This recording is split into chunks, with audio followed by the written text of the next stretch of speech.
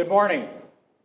My name is Paul St. Pierre, and I'm live at the Crescent Studios in Charlotte, North Carolina, with our president, Art Erickson, Robert Nunley, and Kim Ferris-Luke. And it is 6 o'clock California time. That is very, very early.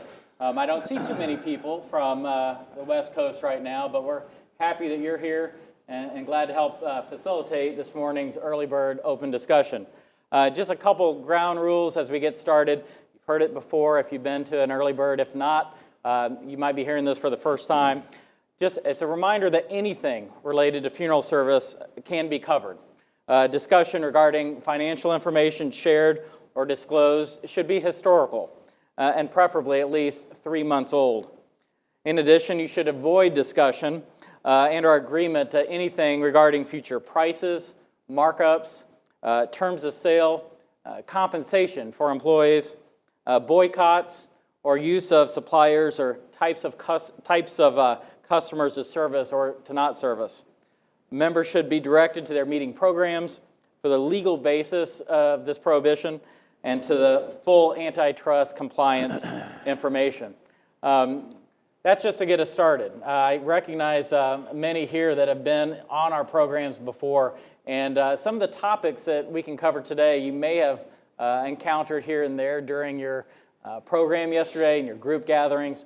I know some of you that I'm seeing here today were involved in some of those yesterday. Feel free if you want to expand any more on any of those. So let's get started. Does anyone have anything they would like to discuss here at this morning's Early Bird? If so, we have a chat box that you can go into, or you can even raise your hand, and we can bring it to the screen. And let's get going. I'm glad I have 3 people here to help us look at all the boxes of everyone involved. So if I don't see anyone with their hand up, Art and Robert, Kim, please let me know. All right, it looks like we do have one to get us started this morning. John. John Cohane from Group 1. John, thanks for participating today. Feel free to Thanks, Paul. Yeah, I just wanted to ask what everyone is doing or has done.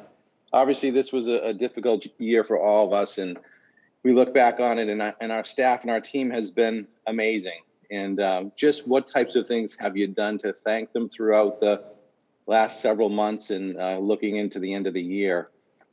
Just some of the things that we've done was just we had 2 instances where we offered a little bit more in hazard pay. So, kind of a bonus for helping out when things are really tough in the March and April months, as well as rethinking the annual Christmas party that we typically have for them.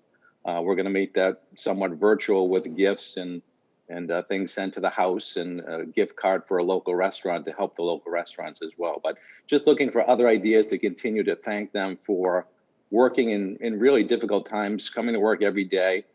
I don't think we had one sick day throughout the whole stretch right up until probably a month ago when I started seeing a couple of sick days appear. So we're very thankful for them. I'm sure you guys are too, and just looking for some other ideas.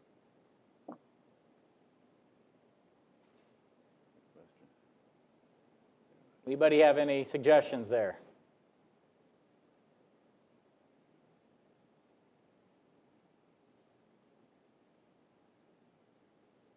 John, what we've been doing is if we have nothing in the afternoon, once everything is cleaned up and lined up for the service the next day, 2 stay on, and we're sending the rest of the staff home early. So they're getting approximately 2 or 3 hours off an afternoon, just because it with what they did during COVID and the nights they stayed here till 8 o'clock at night, we just think it was a way from making up the time they weren't with their families. Good idea. Nick asked a question. Yeah. Nick Larkin has asked, was that paid time off? Yes. Okay, thank you. Okay. I've come Guys, to find. Go ahead. At Mott Funeral Home, we've given some special bonuses, and we figured that the workers can use the Benjamins So we've given the money with special bonus, and we're meeting staff. You know, I have a large office that we can gather, a large room, and we continue to have staff meetings and continue to do things. It's been quite a challenge here in New Orleans. As you all know, right after Mardi Gras, we got slammed pretty hard with the COVID. And, you know, I was glad to hear somebody mention that they were busy in the month of March also. A normal month for us is about 80 to 90 calls. And that month in March, we did 157 calls that one month. And it really hasn't let up very much. We've done just over 100 COVID cases at Mott Funeral Home. And I've had 4 employees catch the COVID and recover from COVID. And I've talked to them, and my staff has been fearless through it all. And they've just been amazing, and they know I appreciate them, and it's given me extra opportunities to show my appreciation, both in my words and in my actions.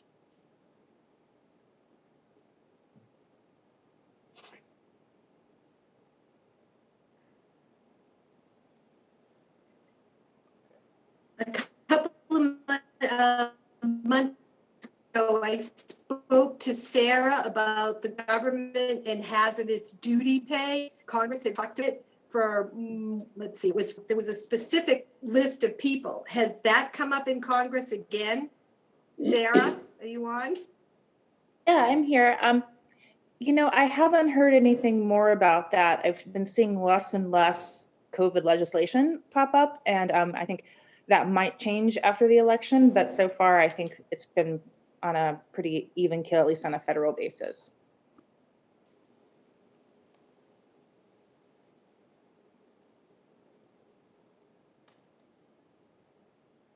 I hope everybody filed for the PPP money.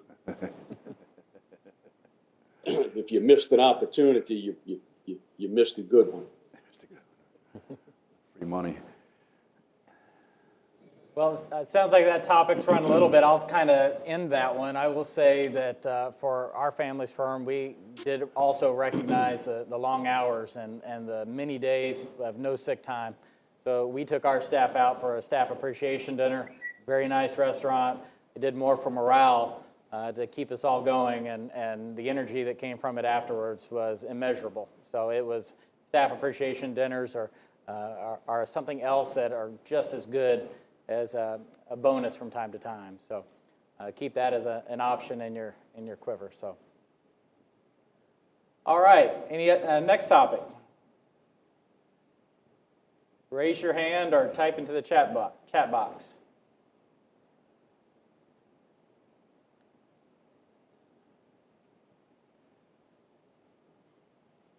Okay, I might invite anyone here on the stage if they have something they'd like to share to get us going. Well, I just am curious what folks are doing about the social media. You know, the forum was so active last week with that topic, and got a lot of good ideas about how to handle that with staff. But is any other comments about employees and posting on social media in terms of either the climate of the world or how employees are getting along?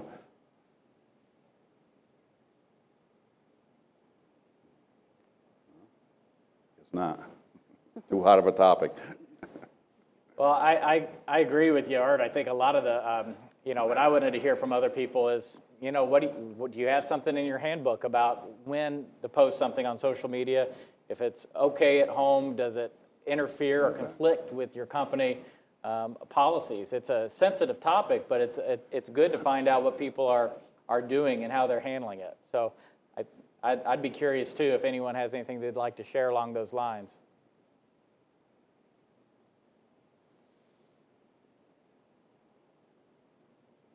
Came up in our group discussion yesterday, and I believe it was Quinn said that they did have a policy in their handbook. Okay. But one thing they do is they don't allow staff to use cell phones for social media posts or anything like that during working hours. They can get on them during lunchtime or breaks, but during regular working hours, they're not allowed to be on social media, which I thought was a good idea, something we don't implement at our funeral home.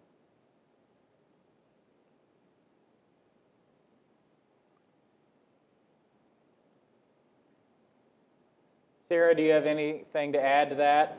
Without seeing any other discussion, I think you might be able to exclamation point that part. Yeah, it's a really difficult issue because you don't want to impinge on your employees' rights to have opinions and share them with their friends. But when it comes to being tied to your workplace, then that's very different. So I would strongly suggest that if people are going to, that they need to represent your firm well in the community, and to not, to limit their ability to attack and say terrible things. But the problem right now is that so many things are considered terrible by different sides that it's really a delicate balance. So I would be very careful with banning social media for sure. I don't think you can really do that outside of working hours, but you can certainly limit the employee's ability to tie to your funeral home. So if it becomes an issue, then one thing you can do is make sure that you're not that they're not representing your funeral home. So take off just make sure that their social media doesn't reflect their employment with your funeral home. So that's about, I think, probably the best you can do, and foster an environment of positivity on social media. I know that's really hard to make people adhere to, but I always tell students, people I work with, everyone, that if it's not something you would want associated with your name in the Washington Post, don't put it on social media. But a lot of people have a difficult time adhering to those rules, unfortunately. Somebody else summed it up on the forum, and they just said you have to show respect, and show respect for everyone in the community. Whether you agree with them or not, your funeral home and your staff and your employees are just going to need to show respect. That's a really good way to put it, Art. Really good way to put it. Okay. Next topic. Fire away. Anybody? Throw up a hand or type into the chat box if there's something you'd like to talk about this morning. All right. Very good. Lance, you're on. Thank you. Oh.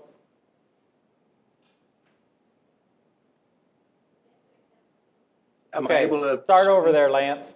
Okay, great. Good morning, everyone. Morning. Thank you. I cautiously with Robert and Kim yesterday talked about members and the growth of members of the association. One of the things that I just really thought was phenomenal was Rick and Chip to keep their companies independent and strong, joining forces. It's been short of 2 years that I've been able to talk to Rick. I'd like to hear Rick's response on the good, the bad. I don't think there's any ugly about he and Chip joining their companies together, but I'd like to hear what Rick has to report to say to us and how well all of this effort's going. Thanks, Lance. I think the biggest thing, okay, I'm here at this meeting, but I'm one of those guys that's retired, especially with COVID. My wife and our family has a home in Western Maryland, which most of you, when you think Maryland, think along the coast. We are south of Pittsburgh. So we came here on the 20th of March. We've been back a couple times for doctor's appointments and stuff. So I have not been in the office, and that's a real change for me. Before this, it was wonderful. I would go in. When there was I would always see a family at some point during the process, that FaceTime. I've spent my life promoting that company, and I will continue to do so. So this kind of two things going on. One is the whole COVID thing where I'm not in the middle of it right now. But honestly, the connection with Chet, first of all, wonderful family.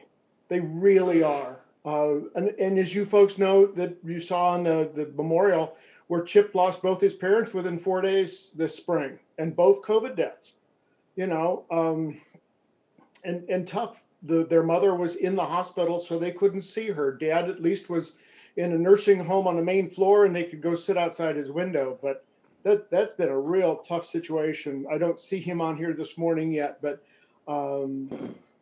That was very difficult for him. But as far as our connection, it is a learning curve. And I'm sure with any of us, you know, things change. And I understand that.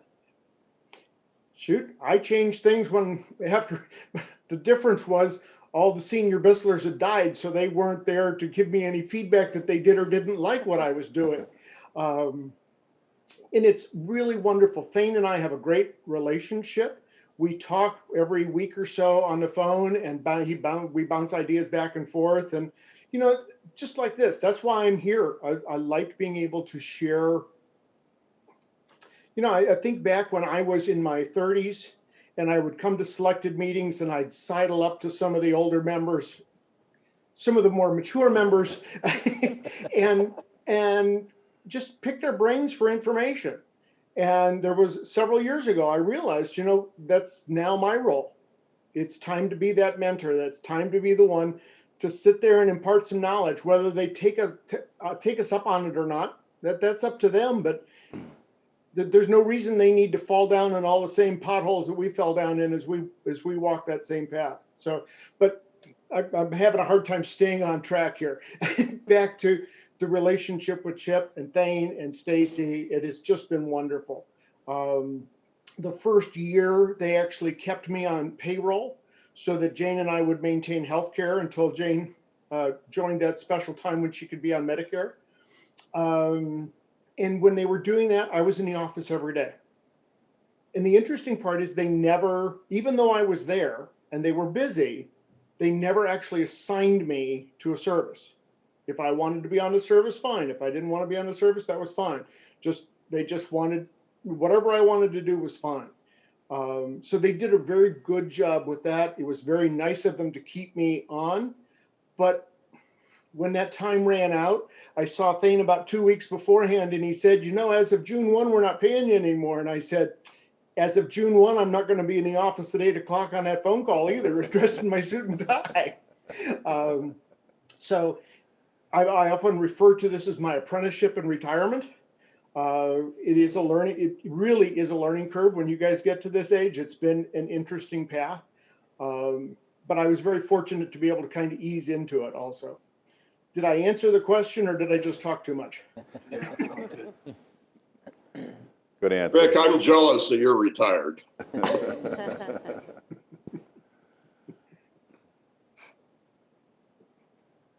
Okay, anything else on that topic? Well, so, you know, with the auction coming up, I'll tell you how this all started, and it relates to the auction. Johnson Consulting has that business appraisal, and I think they do it every year. I'm one of those kind of guys in silent auctions that goes around and raises the bid by $30, so somebody else if they really want it, they have to pay more. The money goes to charity, right? There was an opening bid on the business appraisal. I raised it by $30. Nobody else did. So I did it. You know, I've had other business appraisals done before, but they were never to that involvement. And so it took me a while to get started with it. But it wasn't done. Even my final exit interview with Johnson, they started telling me, you know, for an arm and a leg, they'll try to sell my business. And it was like, that's not why I did this. There was no intention to buy, no intention to sell. I just did the appraisal because I wanted it at an auction. That next selected meeting, I ran into Chip. And when he was telling that now how different things were for him, 5 years before, he and I were crying in our beer that none of our kids wanted the businesses. And in those 5 years, 2 of his children had come back. And it was so fun because he was like a new father. He was walking about 3 feet off the ground. It was wonderful. And it dawned on me, okay, I've got a good business appraisal in my hand. He kind of broached the subject. And so I figured we'd give it a try. And I'm glad we did. You know, if I'd waited 2 years, we'd be to this year. And I don't think that any of us in today's climate might be willing to go out there and look for a bank loan to try to do something like this in this environment. So it worked. And I think the biggest thing was the economy of scale. In the 8 months that it took us to work through all of this, when we would talk, either I was really, really busy or he was really, really busy. And you think about that when we combined the two businesses, then we had staff to move back and forth for those busy times. Thank you. Thank you, Rick. I think it's I have such a great respect for what you and Chip have done, and with the Billow family. I think many times we as funeral homes, when we're thinking about business succession, we don't think about just getting an appraisal from one of our partners. I think right now, things being slow, if people thought about doing that, it would be a great time to assess. But I think after we realize we don't have a lot of families still in the business, a lot of funeral homes tend to think about consolidators instead of the peers that are in the room with us. We have so many great selected members that want to grow as well, and it would be nice to consider other selected members as a possible portal for that time when business succession is needed. So thank you for sharing that great success story. And Paul, that's a really good point too. I know that if I'd gone to one of the consolidators, I probably would have done better financially. But my wife and I live across the street from the funeral home. You know, we had no intention of not being there all the time. And we intend to stay there. And if I had sold to one of the consolidators, yes, there have been changes and things that I look at with Billows, but they've all really, in 2020 hindsight, been for the better. I'm not sure I could sit across the street from the funeral home watching a consolidator run it with the way they do things. And so, yeah, I made some concessions, but I want to make sure that it's run the same way that I was taught to run it. And I'm confident right now that if you asked any one of the youngest generations of Billows, they would never say you're retired. They would say you're part-time. And I think that's what you want too, is to know that you have the ability and freedom. If someone asks for you and you can stop in, you'll stop by and extend your condolences. You're not retired, I'm sure. Yep, absolutely. And of course, that's been the hard part about being over here. I mean, we're in a county that they've only had 74 documented cases. And there's 30,000 people in the county. That's kind of why we're hiding here. So it has been very difficult not to be there for some of the deaths that have happened. We all thought you were in your Billow office, actually. Thanks for getting on. Any other topics that anyone would like to bring up? Has this generated any other thoughts? If so, give us a hand raise so we can bring your question up loud and clear. Hey, Paul, I have a question. Hi, Scott Beinhauer from Pittsburgh. Thanks, Scott.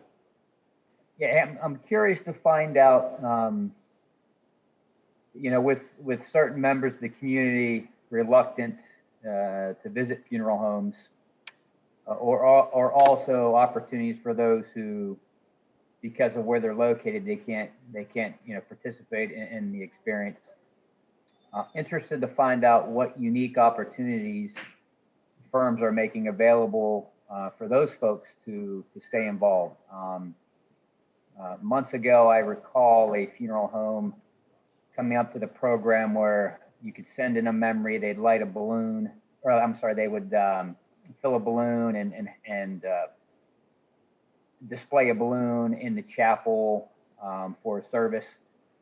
We kind of coattailed that with a Light a Candle, Warm a Heart program, which provides those who can't physically be there to email a condolence message into the family. We then place that on a candle insert, put it into a candle, and then have the candle lit during the visitation and service for the family. Then the family can take that home with them as a memento, whatever that might be. So just curious to find out what other firms are doing about things like that. We'll open that up to the room. Anybody? I hate to pick on one person, but I'm going to. I think I saw Jay McAfee on here. Jay, could you share your success in that area? I believe you might have done something with, was it Hugs from Home or balloons? If you could tell us a little bit. Yeah, so we, can everybody hear me? I was having trouble with my microphone yesterday. Yep, Yeah. can hear you. Yeah, okay. So we jumped on the Hugs from Home idea, and it's been a really big hit for us. families have really appreciated it. Of course, that was, Scott, the concept that you were referring to initially, where the family, so it's on the homepage of our website, family sends a message in and we blow up a balloon for each message and put it in our chapel. So families have really loved that concept. But then it's also made its way into the community by way of the media. So several media outlets I've done interviews with several media outlets now. You know, some written articles and some, you know, actually on camera. But they've picked it up, and it's, I think, probably even taken the program to the next level. So that's been a big success for us. And I think it was maybe the Orr family who initially created that concept. So we need to certainly give credit to that funeral home. That was a really great idea that's been really successful for us.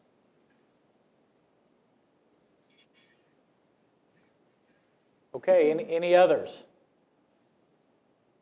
There's a message there. And Todd Walton. Todd Walton? Yeah, the one thing we did, and we were able to do this because we're in a small community. Can you hear me okay? Yes, Todd. Yeah. Good morning. Okay. So we were able to use our lady that does aftercare and grief support and let her go grocery shopping at the local grocery stores for some, mainly it became widow ladies that would call and ask for her to do the shopping for them. And as things have lightened up, there's less people calling, and we probably had 10 to 12 people that she shopped for. And there is one lady that she still shops for every Monday and I was worried how that would turn out. I didn't know if that would be people that just didn't want to go or exactly how that would work, but mainly wonderful widow ladies that just needed a hand and were afraid to go out into the stores or didn't have the transportation to do so. So it ended up being a really goodwill thing. And just like was said a minute ago by Jay, it came out in the local newspapers and in the Bloomington paper too. And it was just a really nice, heartfelt approach to how to do things. That's great. Thank you. Any other programs like that to help Scott Beinhauer out there? It's a really great one, Todd. We took it just a little different turn. I recognized a need in the facilities where families couldn't get in to see their loved ones, and we had a dear friend that was in a facility. We tried a campaign for iPads where we could get them in, and that didn't really work. But in trying to get over there and visit, I realized that the people working in there where they've had these outbreaks are really struggling. And so we started taking donuts over and just thanking the people that were working there for what they're doing, because I think they were being overlooked. They're being criticized a lot of times, but just showing some care and compassion to the people that are working in there day and night and being exposed and quarantined and all that. It was a tough time. It still is a tough time for a lot of the facilities.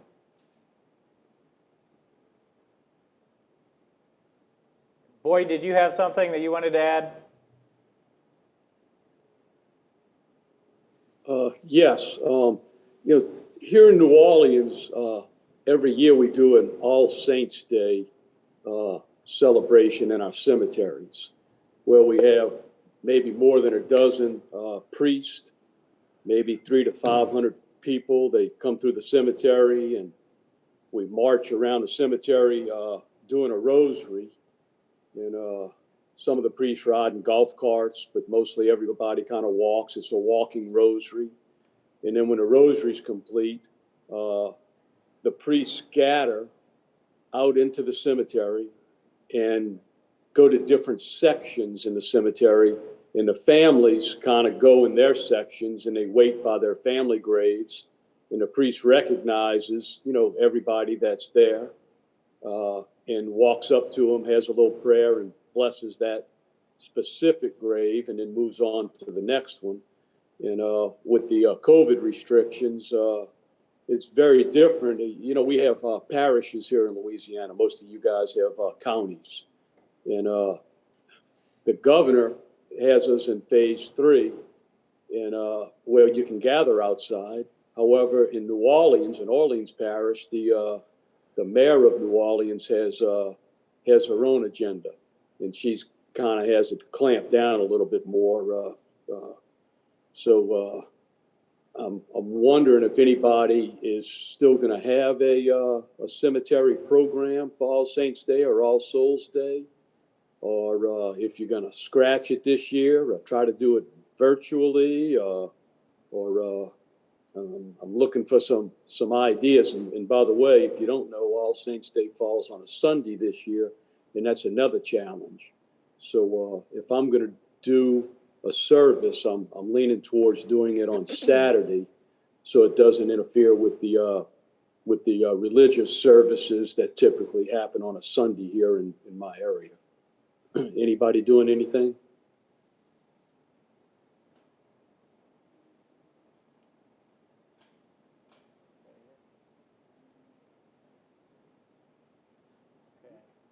Any discussion on an All Saints Day program or any type of holiday remembrance service?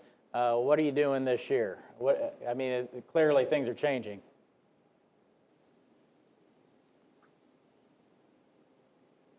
Well, that virtual meeting we had with Starlin about a week or so ago was really informative for me, because I wasn't quite sure what we were going to do for our remembrance service. But it just reinforced with us that we have to do something. And we were shut down for about 3 months with no services, maybe a graveside here and there, and just so concerned that those families were not able to properly grieve. And I just had the opinion that it's going to have a resurgence with these families with a grief reaction over the holidays. So we have gone ahead and arranged with one of the larger churches in our area that's more high-tech, so we're going to do it both ways. We are going to invite some folks to as much as the church will allow in terms of the quantity, but also we're going to do it virtually so folks can stay home and send them an ornament to their house, and they can put it on their tree and have them as active at home as they can be, maybe even light a candle at home.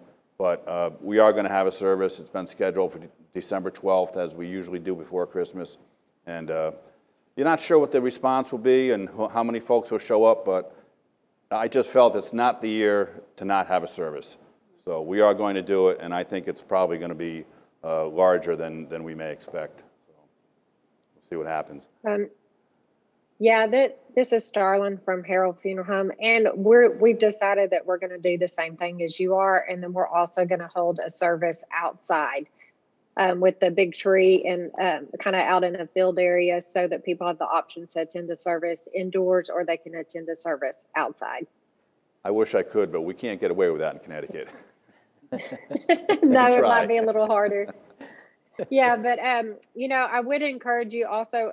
I know probably a lot of you use Tukios, and we're going to try to figure out how to use their platform. They have a platform it's not the Hugs from Home, and thank you for whoever had that idea. That has been a fantastic thing to implement, but it's called Hugs.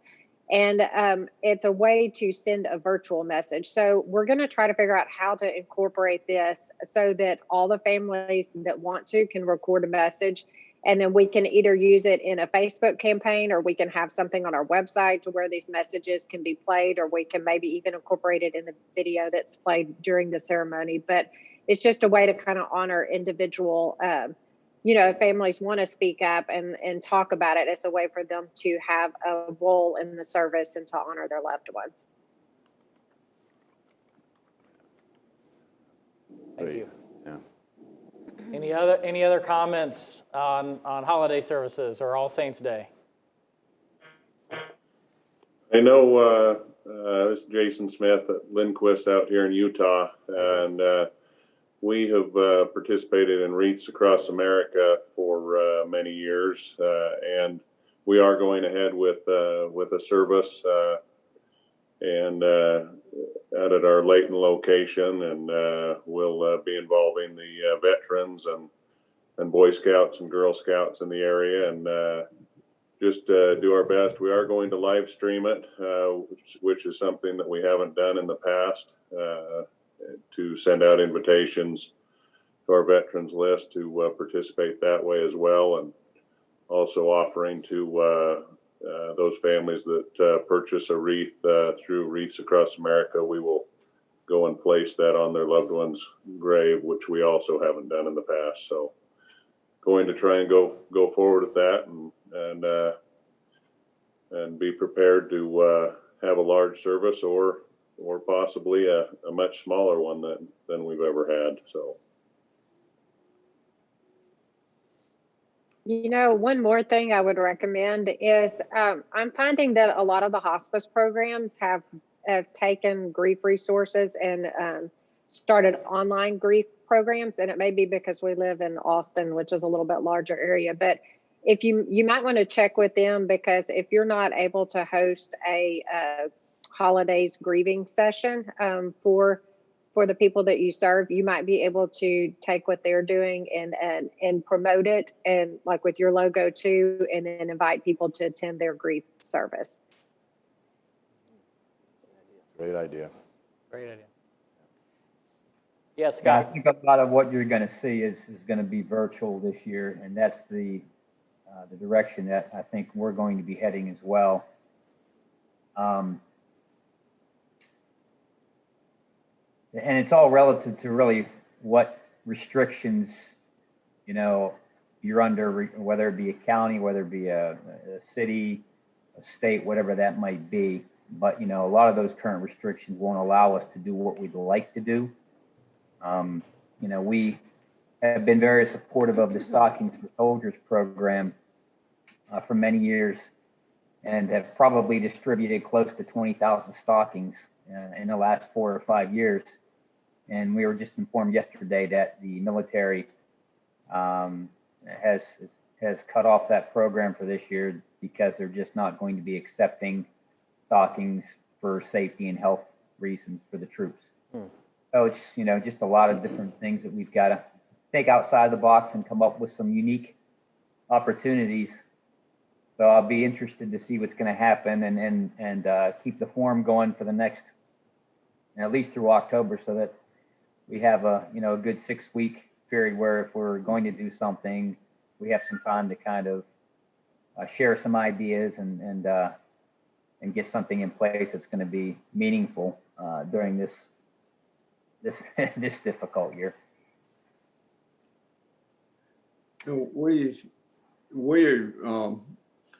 We've done a candlelight service at Christmas every year and I think this would be our 27th year.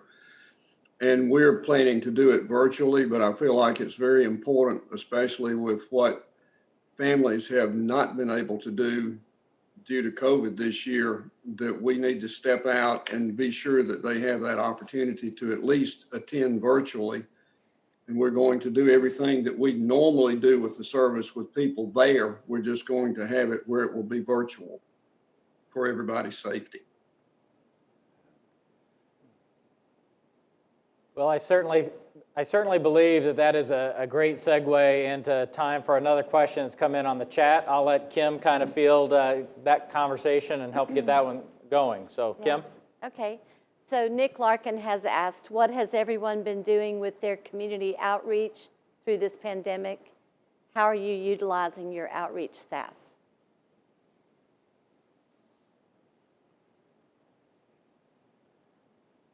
Any comments?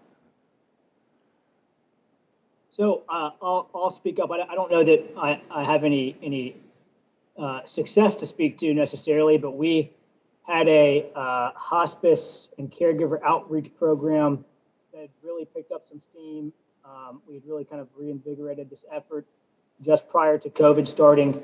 That, of course, hit a big wall when the pandemic came about. But we've been talking about how to kind of, think outside the box on this.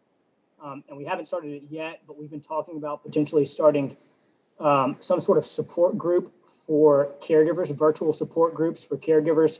And there has been, we polled some caregivers in the community, and there has been substantial interest in our community. So I think away from a caregiver outreach perspective, I think that's an idea we may look to pursue pretty soon here. So again, can't necessarily speak to the success of it yet, but an idea that I'll throw out there. We did a virtual webinar series on Are Your Plans Set? And we partnered with one of the major hospice programs, a hospital, Edward Jones, a legal firm, and a couple of others. And we held a series every Thursday in September where we spoke either on estate planning or advanced care directives or palliative care or from the funeral home perspective, memorial, pre-planning and things like that. And I would say it wasn't as successful as we had hoped because of the Zoom fatigue that we're seeing in our area. I think a lot of people were just, it's kind of hard to get on in the evening after you've been online all day. But we did record the sessions and we're going to use them on social media. And we did pick up steam, as we were going by the last session, we had quite a few people on. But I would recommend it because the main thing that it calls for us is a deeper relationship with hospice. And we also had our competitors calling hospice, asking how they could do something like that with them. So, but it caused a relationship that we had not necessarily been able to get in on the inside. And now it's allowing some doors to be open for us to do a lot of things with them. So I recommend something like that. Great. Something I wanted to mention earlier, but we had to stop our community service programs here for the simple reason our senior center hasn't opened yet. Our town hall is not open yet, and we still have 3 churches that haven't opened yet. So the programs we were doing had to stop. Well, we discovered that we were talking about caregivers earlier. First responders don't still have the right equipment. So we took our masks that we got through the selected group buy and brought to the local fire department because the people that need those masks are the ambulance attendants that are doing the intubation. Well, they were so grateful. They showed up with paper gowns and booties that were sent to them by MEMA that they can't use. But I think right now we are going to have a different audience as far as community relations are concerned, because we can't seem to engage with the normal people that we do. But the reason I wanted to bring it up is if we do get this second wave in the next 3 weeks, we got to think of the first responders.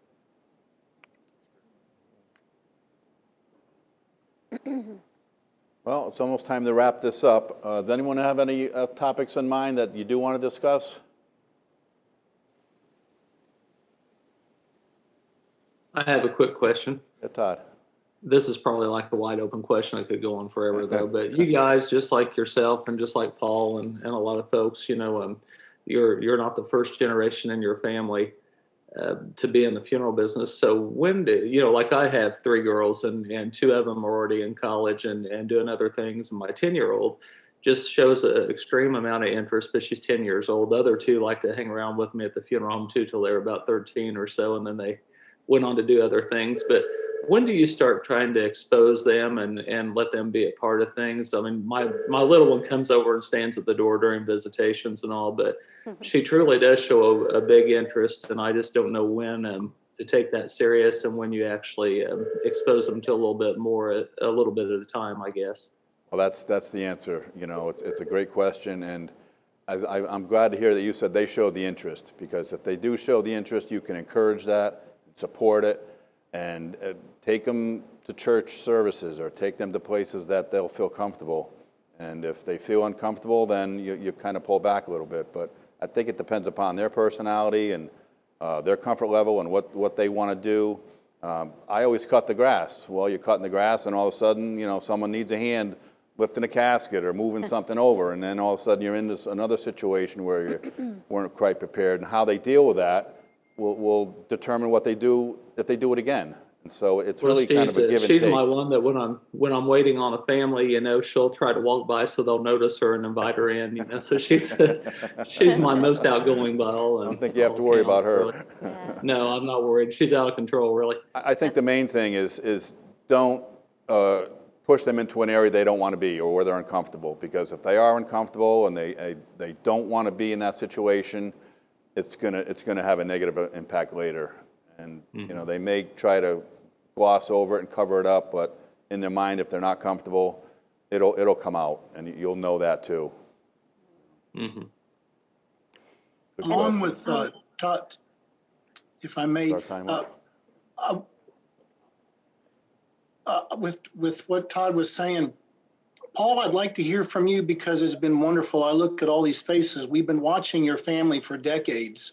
About how long were you and your parents working on your plan to where you're at? Because it's been a wonderful story for all of us to watch.